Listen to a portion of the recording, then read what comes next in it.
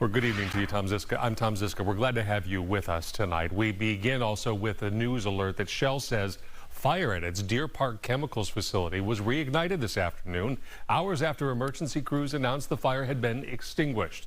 The fire started yesterday afternoon, injuring 9 contractors. Fox 26's Natalie Hee has details from Deer Park. Although the fire was reignited, Shell officials and local elected officials continue to insist that there is no threat to the surrounding community. But one local organization we spoke with say they believe more safety precautions should have been taken. A plume of thick black smoke billowed into the air once again Saturday afternoon after Shell officials say the olefins unit in Deer Park off Highway 225 near the Beltway reignited. Authorities say the products burning includes cracked heavy gas oil, cracked light gas oil, and gasoline.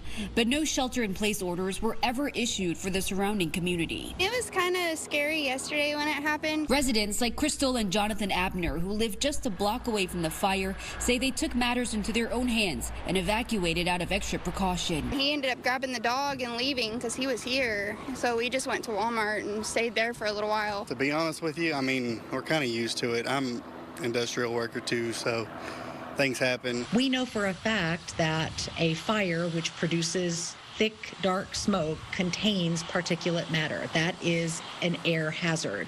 Particulate matter is one of the most dangerous air pollutants for us. When statements are made that there is no danger to the community, we believe that's simply a public relations statement, and it's not about public health. Jen Hadaya, the executive director for the nonprofit environmental advocacy organization Airlines Houston, questions the standards and oversight of these facilities. Airlines Houston pointing the finger specifically at the Texas Commission of Environmental Quality after the agency that monitors air, water, and land pollution was referred to as a reluctant regulator in a recent state review. This facility, as an example, had well over 200 documented emergency events before Friday's fire.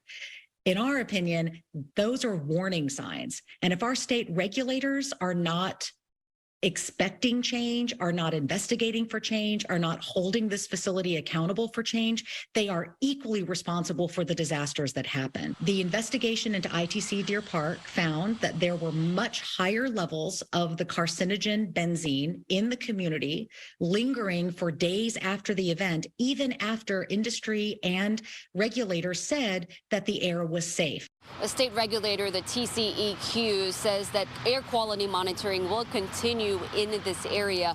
Right now, investigators have not determined what started the fire in the first place. From Deer Park, Natalie Hee, Fox 26 News.